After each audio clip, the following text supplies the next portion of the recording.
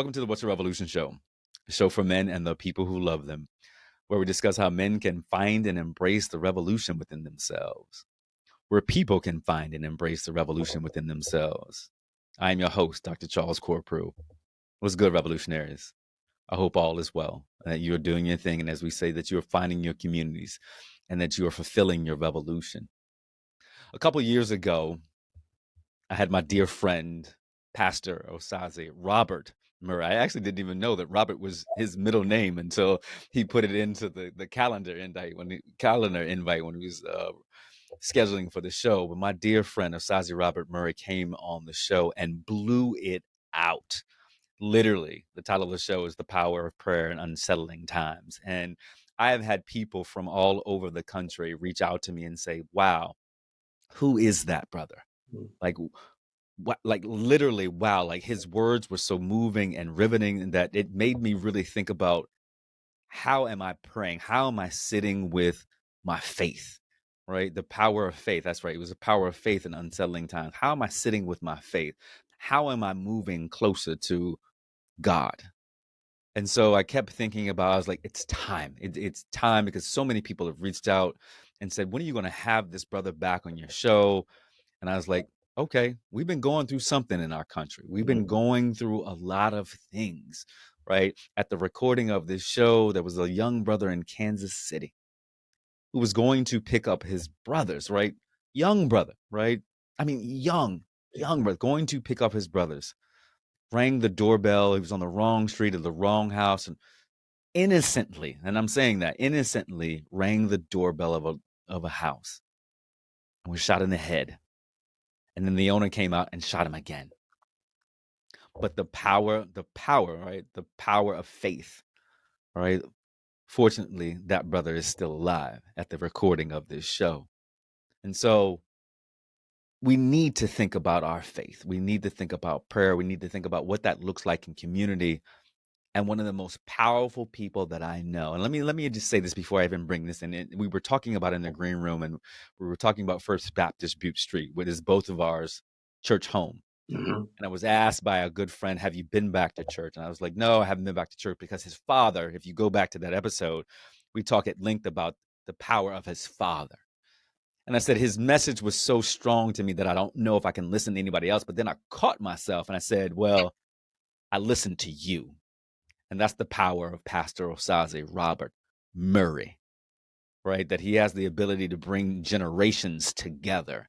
And so in this time, I think that we need to revisit what it means to have faith in these unsettling times. So I bring back to the show my dude, my friend, and my dear brother, Osaze Murray. What's going on, my friend? How Yeah, are you? I'm hanging tough, man. Thank you, good brother. It's so good to be with you again and all of the great revolutionaries out here. No, man, I look, and they're gonna love that. They love they look, they love when you talk to them and you call their names, man. Look, I gotta give a shout out to, I see that big N on your hat, and now Yeah, we're on YouTube, so folks who get to see you. Talk a little bit about that hat. You know what I'm saying? yeah, We are both Tidewater boys, and talk a little bit about that for a second. When people see that, you're like, wait, is that a Negro League hat, or yeah. what is that? Man, it's the Norfolk Tides. So before they were the Tides, they were the Norfolk Tars. And Mm-hmm. so growing up in Norfolk, there's a lot of pride in the city, a lot Mm-hmm. of what the city puts inside of us, like you said, 757 puts inside of us. We eat yak. You know what I mean? People don't Yeah, know what yeah, we do.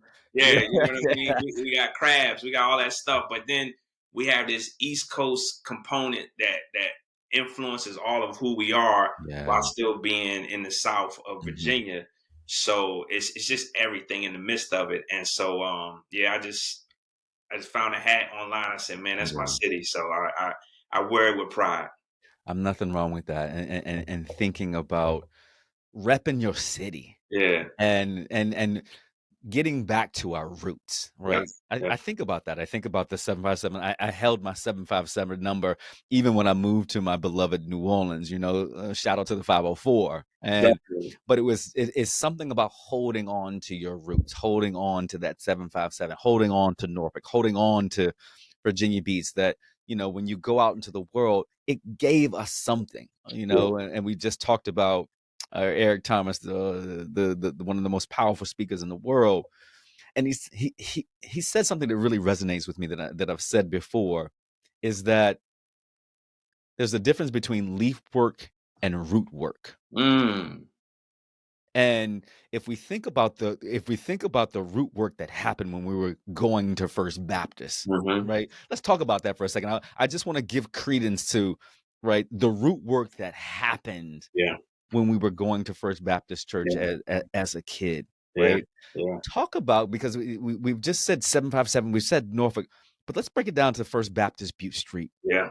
What do you think were the seeds that were planted in you by going to that historic building and then imbibing the knowledge from some of the most prolific leaders in Norfolk that Yeah. went to our church? What was that like for you? Yeah. You're looking at, if I'm not mistaken, a church that is historical. You know what I mean? And so, as a landmark in the city and as a beacon of light and a conduit for civil rights and for spiritual advancement, you really can't get another blueprint, another picture of something like that in Norfolk Yeah. without talking about First Baptist Church.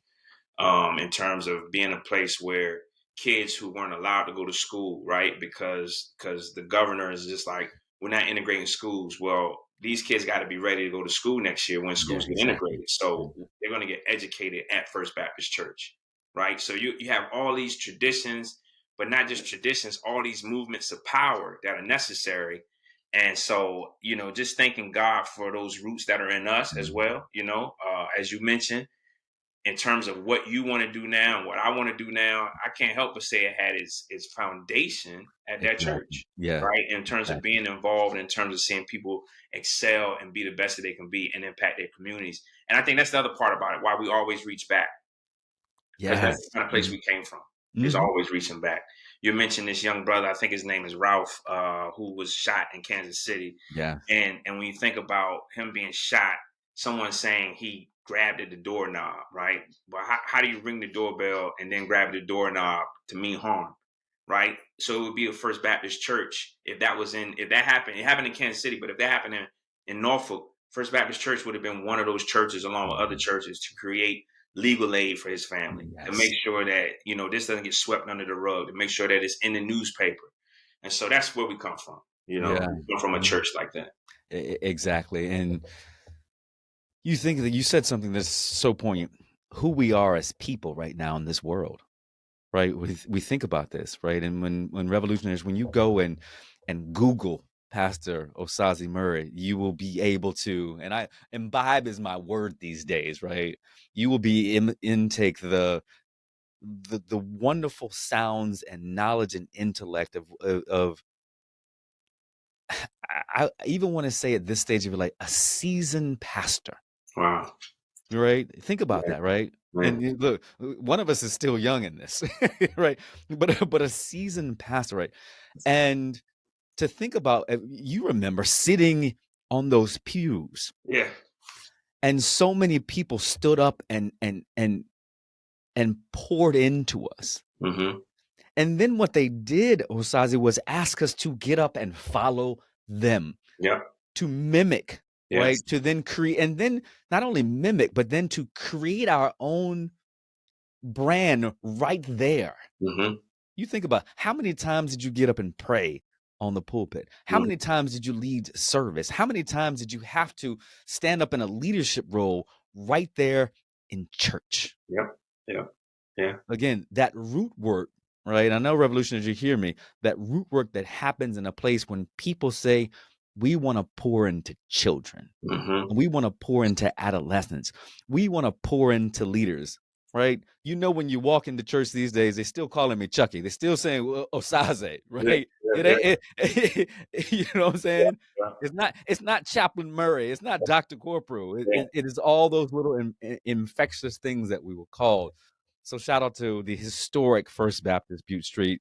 And we're going to give a shout out to your father, Yeah. right? Yeah. Amen. Dr. Robert George Murray, Yes. who led the flock for so Yes. long. Yeah. And how, if you go back and listen to the first episode, Pastor Osaze Murray, we talk at length about the impact of his father, but just want to give a shout out to him and his lovely bride. Yeah. the Amanda Murray Yes. and Yes. all that she's done in this world. But let's move this question. You know, I'm going to ask you, Yeah. and see how it's changed over the last couple of years. Osaze, what's your revolution? You know what? Right now, and I love that question every time you ask it, even as I listen to other guests answer it. My revolution right now remains similar to before, which is to impact men so that men can impact their families, right? And Yeah. so that's still my revolution. That's still my trajectory. I think the one thing that I'm walking through right now that's especially unique is this idea of being still and knowing that I'm God. That's what the psalmist said, Mm. being still and know that I'm God. Because if I'm not careful, and I'm just gonna call you Chuck because that's how I grew Yeah, up with. yeah, do it. Do your thing, brother. If I'm I've not been called all careful, kinds of things on this show. hey man, you're all right. If I'm not careful, I will move without God's presence with me. Mm, And the cool thing is, a friend of mine once told me, he's from New Orleans too. He said, God doesn't move a parked car, but it doesn't mean I'm always going to be in reverse drive or neutral. I just need to be ready. You know what I mean? mm. I need to be in one of those categories, reverse, Right, neutral, or right. drive. And so I think my revolutionary right now, or my revolution right now is to be still more, be Mm, still and know that he is God. And it's not like super deep. Like sometimes I just sit in the car in the parking lot early mm. and wait for one of my kids to finish whatever they're finishing. Or I'll just, instead of going inside Panera to get my little sip club, I'll send my son in to go get it for me. So I can just sit down for a second. Just slow down and be still. So Mm. that's my revolution these days. Man, I love it because mm, it's interesting doing this show and being able to sit here and I get the vantage point of hearing all of these different revolutions, right? Over 6 years, I get to hear them, but my brain begins to synthesize so many things so quickly. And the idea of stillness has been one of the themes this year, Mm, Osaze. I know Like that. this idea, and I've talked about it at length because life will make you still. Events will happen in your life, right? Things will say you need to slow down because you're moving too fast. Mm-hmm. And what is that? What I'm saying is that you're moving too fast is that the stillness will allow you to see what's next. Yeah. Yeah. And that's a wonderful thing. And my revolutionaries know that I had been on sabbatical. In my 50s, I took a sabbatical. I took time off. Mm-hmm. And Osaze, the clarity that it has provided me, Mm-hmm. right? The clarity that it has provided me, the stillness of it has allowed me to listen and to see clearer than I have seen in years. Mm-hmm. But I want you to talk about this, right? Talk about the importance of what it means, the stillness means for the not the monolith, but the diversity of men that listen and hear this. Talk about your like what you define and why it's important for you to be still to see the future. That's the point. Yeah. Yeah. Yeah. You know, it's funny, and we're gonna get to that question Mhm. specifically. I'm on sabbatical myself. Ah. And I think I know everyone can't take it, Mhm. So I'm blessed. You're blessed. But this lady Ruth Haley Barton, she said something that was significant to me. Those old tourist gifts where you shake up the globe, and it's Yeah. like snow or whatever else that's coming.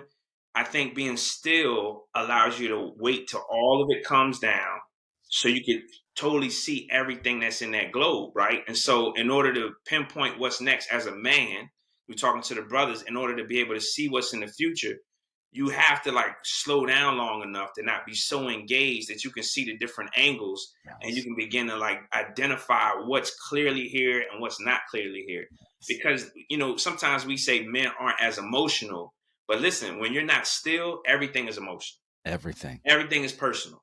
Mm. Everything is like, why is this happening to me? And da da da da. But when we get to a point where it's like, okay, I'm still, it could be personal. I do have emotions about it, but the bigger picture may require me to handle it differently. And so Yeah. that's the way I see the stillness in a really good way. You know, as a matter of fact, I started practicing stillness and I didn't even know it over the Christmas holiday. Hmm. Because when I'm driving into that parking lot and I'm waiting for that person who's supposed to get out of the parking spot, they tend to take longer, knowing Yeah. that I'm waiting for a parking spot. That's how it feels. It feels like, yo, you're taking a lot more time now that you know I'm waiting for the parking spot. And so it slows me down, even though I don't want to slow down, because they have something that I want and they're blocking it. Mm, They're in the way. mm, But when I'm still, I can say, you know what? They are in the way, but they are moving. And that's how it is for us. Like something's in the way, but it will move. I got this business I want to get started. It's something's in the way, this paperwork's in the way, but it will move. And so that stillness allows you to have that mentality. yeah. It reminds me of Viktor Frankl's quote, between the space between stimulus and between stimulus and response, there is a space, Mm-hmm. right? And let me make sure that I read the quote correctly. Between stimulus and response, there's a space. In that space is our power to choose our response. In our response lies our growth and our freedom. I'm going to hypothesize that that space is stillness. Because if we take the time, I've been triggered or something, there's some sort of stimulus. And like you said, when the world is moving fast, I'm going to respond. I'm just gonna innately respond. But if I can take that moment to be still, to breathe, Yeah. and then respond, like you said, it's an opportunity for growth and freedom. Yes. And think about what that is, right? What freedom looks like for men, for people, for humans, for Black men. Mm-hmm. When we are still, it can lead for a more intellectual response, which will allow us, hopefully, to find freedom. Mm-hmm. And I'm sure, because at least it happened for me on sabbatical, that I felt free for the Yeah. first time in a long time, Yes. Yeah. to feel what freedom looks like, the freedom of time, the freedom of place, the freedom of money, the freedom of thought, Yeah. The freedom to say no. the freedom to say no. Yeah. It is a beautiful thing. And revolutionaries, I want you to think about this. And I know I talk about this about Pastor Murray and I have been fortunate to have this time where we can be free, to be still. Mm-hmm. But it doesn't mean that you can't find the time to be Mm-hmm. free Mm-hmm. or still. Give our revolutionaries some strategies. If they don't have the time to take Yeah. sabbatical, Yeah. how can they find periods in their day to be still? Yeah. So even the term sabbatical, right? It comes from Sabbath. That's where it comes from, and it comes from this idea of taking a Sabbath. So that would be one way. And I told this to a family, a dear family. They have four wonderful boys, and when I say Mm. boys, these kids are boys with a capital B.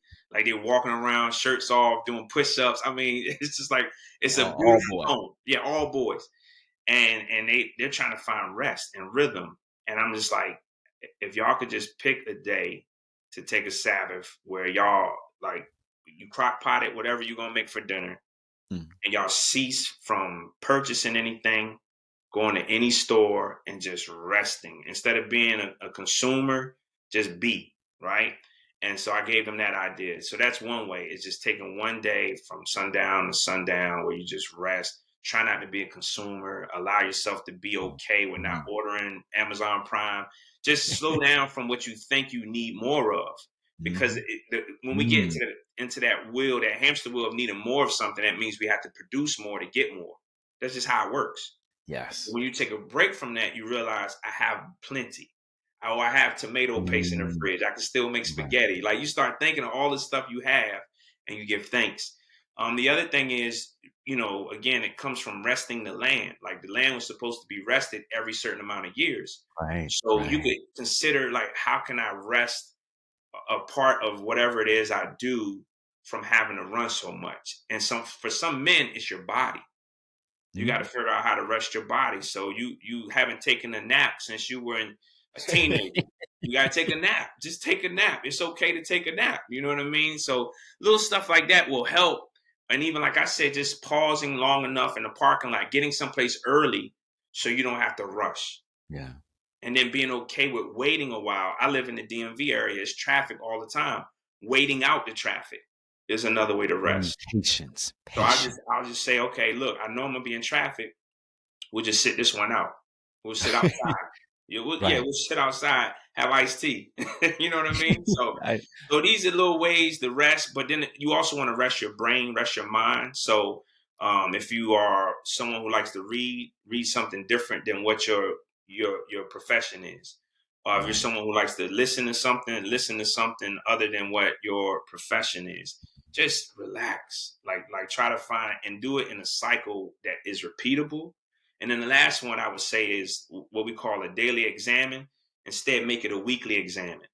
And so on a particular day each week, reflect the week, reflect back over the week. What I find easy to do is to do it based on meals that I had because I'm a Mm, foodie. So I say, okay, oh yeah, Monday, my favorite meal was lunch. And I just write down what I had for lunch and who was with me. right. And then it helps me think of everything else that happened on Monday. Mhm. When did I feel closest to God? When did I feel furthest away from God?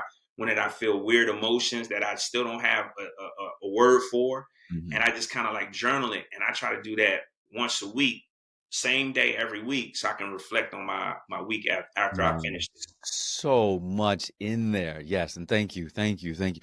This stillness, and we had Reggie Hubbard on a couple months ago, and he talks about yoga, and Hmm. he Hmm. burnt out Obama administration executive, and he came on and talked. He's like, I needed to find stillness. Yeah.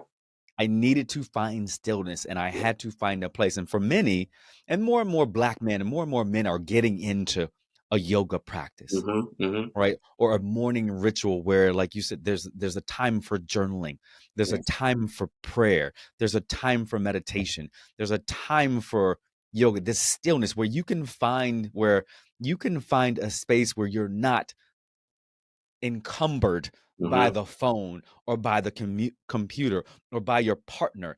It's this space in time, like you said, where I'm going back to the word, I'm free. Yeah. Yeah. I am free. But the push is all we hear, grind, grind, grind. Pastor Murray, like, yo, I ain't got time to rest. I'm trying to make this money, right? Yeah. I'm trying to make these dollars, right? I'm trying to buy this. I'm trying to do Yeah. all these things. What you mean rest, man? I'll rest when I die. I'll Yeah. sleep when Yeah. I die. Yeah. All the different things.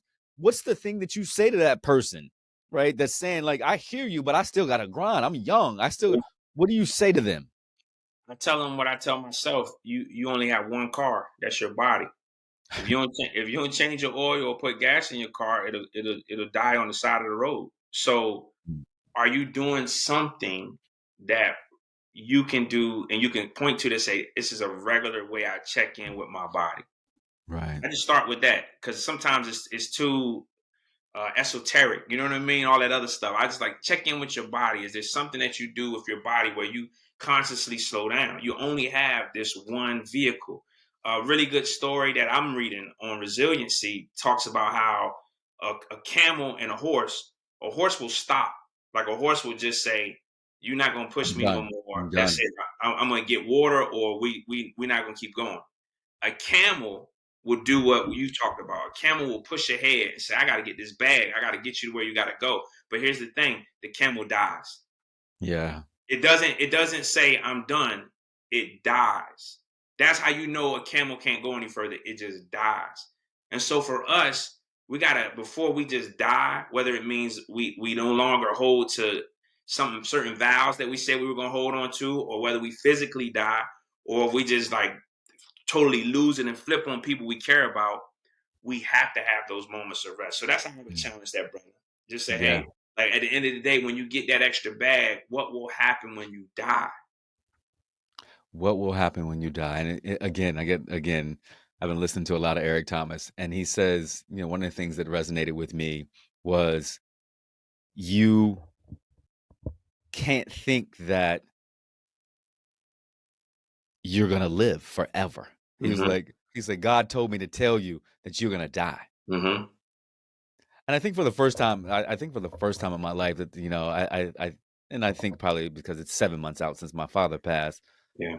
death stands in front of me Yeah. more so than it ever has in my life. And I Yeah. don't think I've ever said that out loud, that death kind of and it's not that I'm afraid of death, but there's a cognition towards it more so than I've ever had now. Mm-hmm. And Mm-hmm. so I look, and I want to do as much as I can to mitigate the things that I can control to keep my health. Yeah. But at the end of the day, one of the things that Eric Thomas says in this is that I can't control everybody else. Oh, And yeah. we don't know the place nor hour.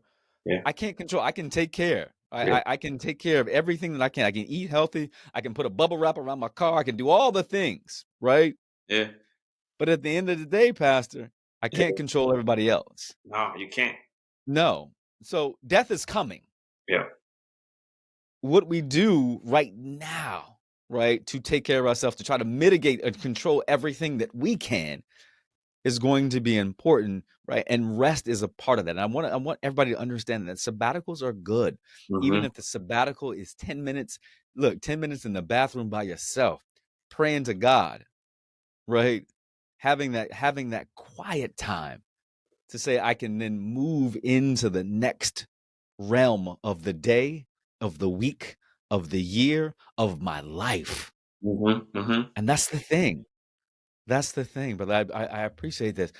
You know, Here's a it's question. very And sacred. I was go just gonna ahead. say Go it's ahead. very sacred what you just shared with all your listeners and what you just shared with me. And I don't want that to be overlooked. This idea of the pillar of my life, of my manhood, had to pass away. And when he passed Mm, away, he didn't leave me with any doubts about what's life like after death. But he's gone, and it makes us think about those things, you know. yeah. And one of the questions sometimes I have to ask myself, or I ask people who are hard charging, is, and then what? I gotta go get this. Yeah. Okay, fine. And then what? Oh yeah, then I Mm-hmm. gotta graduate summa cum laude. And then what? And if you go through that question, those three words enough, the person will come to the idea that, and then I'm gonna die. So I just appreciate that commentary on what rest looks like and stillness and how we need to move forward. I want to move the conversation a little bit because and I'm going to personalize this for us. Um, in our last conversation, we talked about the power of faith in unsettling times, and these are unsettling times. And even for me, I'm looking for my faith again, and I'm saying that out loud. Mhm, I'm saying that out loud. Um, is that I'm looking for what my walk looks like now mhm, at 51, moving into 52. As and wanting to find a space to sit still. That I don't want to say uh, wanting to find a space that allows me to sit still consistently. mhm. What what would you recommend? What would you do as I'm searching? That's the simplistic form of Yeah, this. yeah, I'm searching, and I've said this all the time, and I'm going to say this out loud because this is you, and we're old yeah, friends. yeah. Um, I never really felt that I found Christianity and the Baptist theology on my own. I was brought to church. Mom and dad was a part of us, and the church gave me everything. But from a faith perspective, it never felt like it was mine. Mhm, And so I have, at points in time, to be honest with you, moved away because I was like, it felt like this was forced upon me, and mhm, I felt shame if mhm. I didn't practice a certain way. And I'm saying things out loud that I've never said on this Yeah, show. yeah. And so I want to find a way to practice consistently in something that I feel that is mine, Mhm, and I trust you. mhm, mhm. And I'm sure that there are a lot of folks that may be in the same space. Like, What would you how would you speak to us? That's the yeah, better question. yeah, yeah. listen, not just a lot of people in the same space. You're talking to someone who was in that same space. Mm, Imagine how you felt growing up and multiply it by 10. right. You know what I mean? Yeah. Like, so it's just like a lot of those shame feelings. Like, I had one person, I'm not even gonna say their name because you know them, but when I showed up, I was probably like 11 years old, Chucky, and they said, "Oh, look, the prodigal son has returned." Now that I know the story of the prodigal son, I'm like, I was 11. Like, where did I go and spend all my dad's money on prostitutes and wild living? Didn't happen. I'm Didn't 11. happen. You know what I mean? Right. But that's the way that they phrased it when I walked in the door, and I'm like, Mhm. wow, you know. And so, but here's where I think the beauty of where you are and where others are and where I find myself at times. It's all about questions. That's my advice is Mm, ask God, ask your higher power those questions. And one of the best questions that I propose to people is for them to ask, like, what's my purpose? And what's my purpose in your plan? And a lot of people know those two first answers. mhm, So here's where it gets even realer. On the third side, why is Jesus important? mm, Because the first question kind of explains why am I important? mm, And then the second question is like, okay, and why are you important with my importance? mhm, But then that third question is, okay, so, but why is Jesus important? mm, And when a person asks those questions, I've experienced God answering those questions in a very beautiful way, meaningful way, which then makes me own my faith. Because me and you, as Christians, we follow Christ. So right. that's why that third question means so much. It's Mhm. like, okay, well, why is he important? And we should know, right? We feel like we should, but I throw should out the window. Don't should on me. You know what I mean? Like I want to know like how to own this thing. And so I asked those questions. I started asking those questions in college because on my hallway there were people of many different faiths, Mhm, and some of them actually lived a more moral life than I did. mm, And so I was just like, all right, so then why is Jesus important if this cat is able to do things morally that I'm struggling to do? And it just opened up a beautiful mm, door of a relationship. And I think that's what the relationship part of it is, right? Like when you ask questions, when you show curiosity, the person that you are asking those questions, they feel love. They feel like, oh, it's not stale. Oh, he still wants to get to know me. yes, That's yes, kind of what you're doing. right, you're building a relationship. Yeah. Mm, Yeah. So I would challenge people to ask those three questions. And if they already have the answer to the first two, key in on that third question and just let it be a question you ask for at least a year. right. That's interesting. What did you find to the answer to that third question? Yeah, I'm happy to tell you, man. Yeah. I was reading the Bible pretty regularly, even though I wasn't following what I was reading. Being honest, I was reading pretty regularly. There was a guy who taught me early on. He said just read Proverbs every day based on the date. So the day is 18th. You Mm, read the 18th chapter. It's 31 chapters. So mhm, even if you miss a mm, day, you'll catch up by reading whatever day it is. But I had gotten past that, and I was starting to read Genesis and mm, Exodus and Leviticus. Well, it just so happened that I started to read Romans at some point, and I believe it's in Romans where they said Jesus is the second Adam. Well, I mm, had just finished reading Genesis, so I knew the purpose behind the first Adam.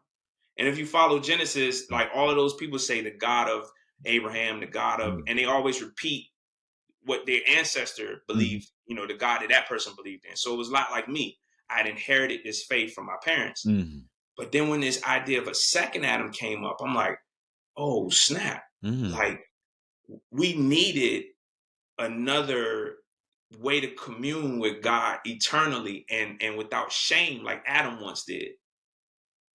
And it was like one of those emojis where my head blew open. I was like, that's amazing. Cause like I'm sitting here trying to make it so that we have this intimacy and this correct walk, but it was already taken care of by the second Adam who didn't mm, do what the first Adam did. right. Man, that opened the door for me in a lot of ways. So then once that question was answered, my next question was, okay, then why did he have to die? And then Mm, that progressively opened up the door for a few other answers that I, started to gain. You had said earlier in our little outtakes with each other that you appreciate whenever I tell a story. So if you don't mind, I like to No, tell a quick please, story. please tell the story.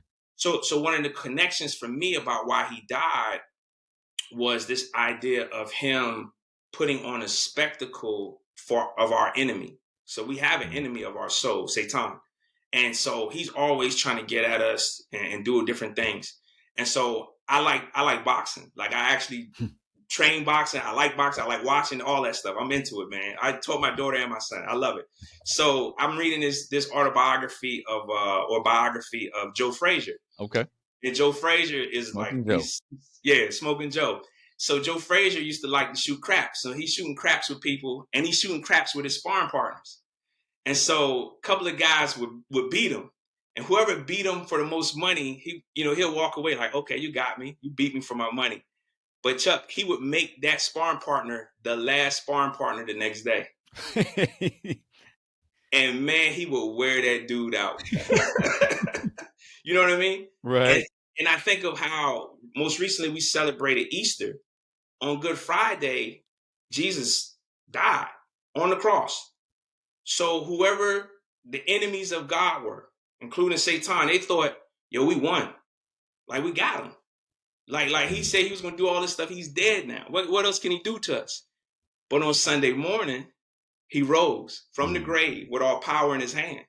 So he waited to whip that last enemy, which was death. Wow. And as he whipped death, what he did what Adam could never do. He not only gave us rightfulness, community with God, but eternal community with God.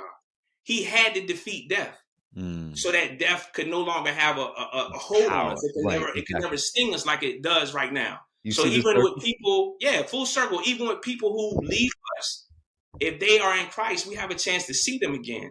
And for me, that excites me. You know what I mean? Because I have dead loved ones that I miss. Yes. But it excites me even more because look, Chucky, everybody who's ever died, like they might have been resuscitated, like the whole thing, like this, but they died again. He is the only one that died and never had to die again. Right. So I don't mean to get too deep in it, but it's just that is a pure miracle that has changed history forever. That's why the timeline has changed. After death, before Christ. Right. Nothing can be the same after someone does something like that. Wow. So you have to ask that question, like, why is he important? And then why did he die? And as you get those answers, it's just like, all right, now I can own this faith. Revolutionaries, I talked to you in the beginning of this. There were two people that I listened to. You see why I listened to Pastor Osaze Murray, right? It was his father that was the leader of the flock, and that I would go every Sunday and sit in the back or sit with my parents and listen. I always felt like something tangible had been, moved in me. His son has that same fervor, right? That same blessing, that same storytelling to make you think about. I've never even heard that before. I've never even heard it synthesized in such a manner, Osaze, that allows for this thought-provoking opportunity for me. As I said, I talk at length about it wasn't mine. You had to do this. And I don't think, and this is my opinion, I don't think that when you are finding your faith, that it should be anything that is imparted on you from a mercenary motive. And I don't say that in a bad way. Yeah. Right? But I grew up, and you had to do this or you could not do this. Instead of saying, I want to do this because I'm being led to this. And I think when, for me, I will say, for me, I became resentful that it wasn't my walk. It was someone else's walk. And so I tried to find everything else. Yeah. Because it was mine. I could determine what was mine instead of someone saying you had to do this and then being shamed about it if I practiced differently. And so there, I know that there are thousands, millions of people that may have had a similar experience that are out here looking for stillness. Yeah. That are looking for freedom, that understanding that death is coming, and they want to slow life down. Yeah. They want to find peace. They want to find freedom. And the only way to do this is to find some modicum of faith in something. Yeah. Yeah. Yeah. Yeah. And I think that's what it is. I Amen. think that's what it is. Oszae, I want to close out on this.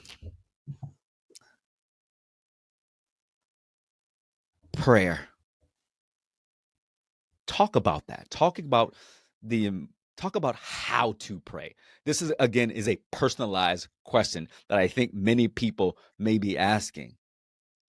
I'm 51 years old and I don't even know if I know how to pray.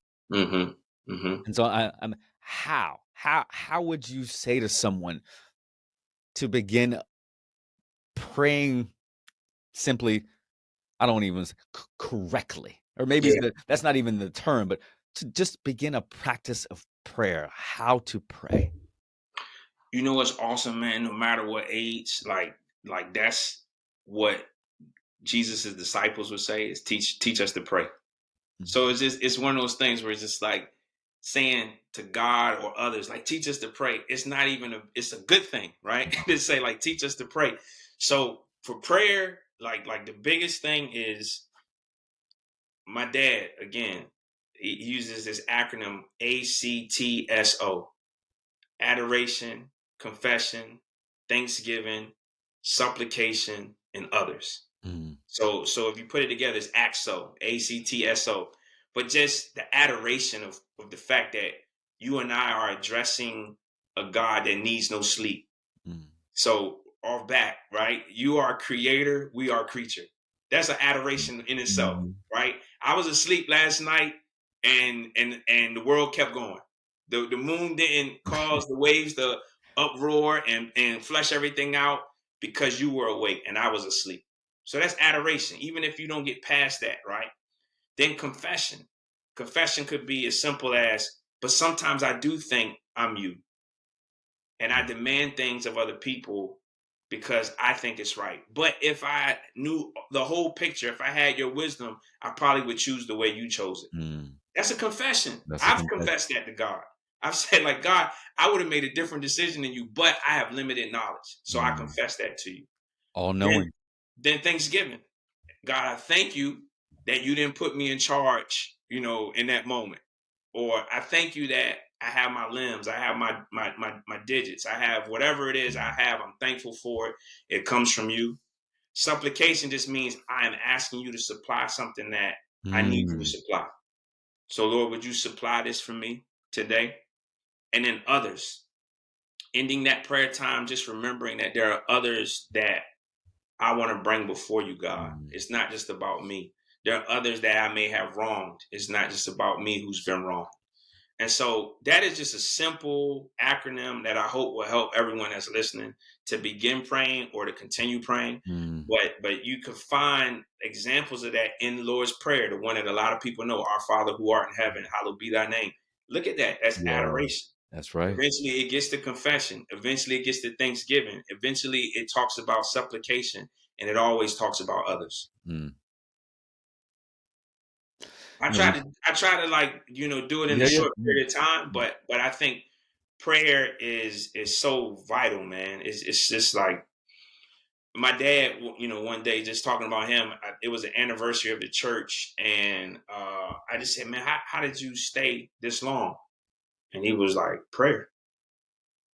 But I think if you were to ask people who've been happily married for a long time, you'd ask them, how did that work out for you? mm.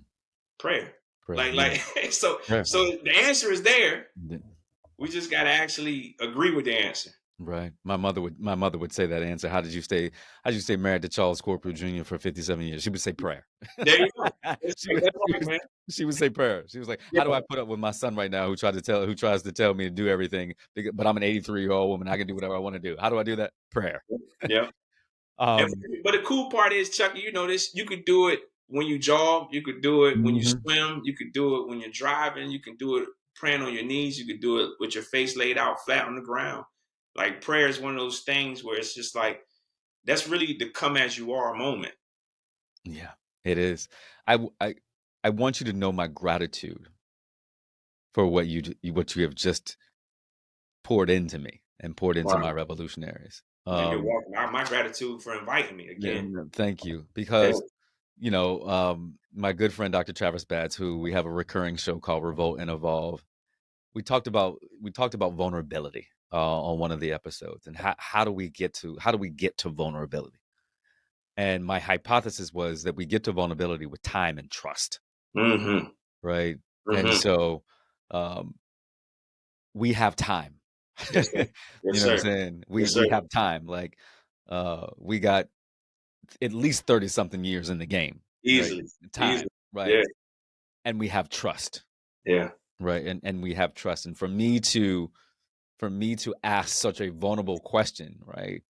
To you to say, I don't know if I don't know how to pray. How do I do this Mm-hmm. in front of the millions of listeners Yeah. Yeah. that, Yeah. that listen to this show?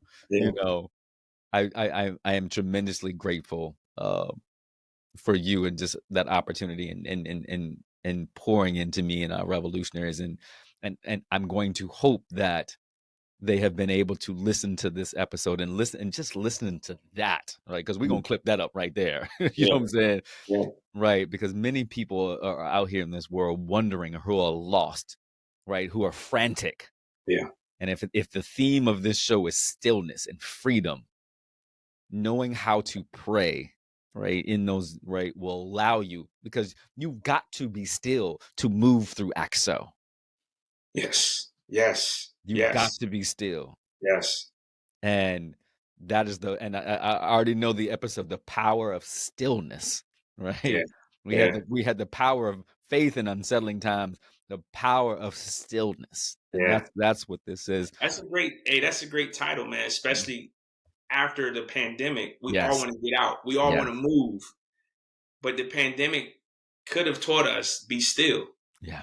And it's so easy to forget that, Yeah. right? So now the invitation is be still in the natural rhythms of life, Mm. right? Be still in the So you're right. Right. yes. So Yes. so listen, I'm grateful to be on the show with you. And you're right, we got years together.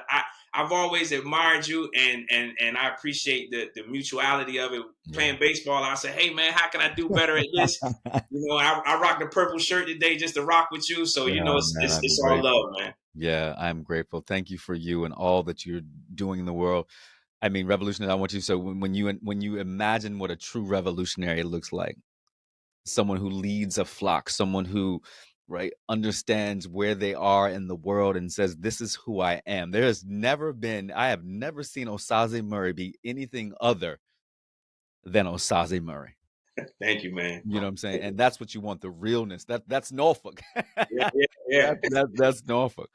But you embody what we are here. Like when we think of people who are revolutionary in this world, right? Who are inspiring people to be greater than themselves.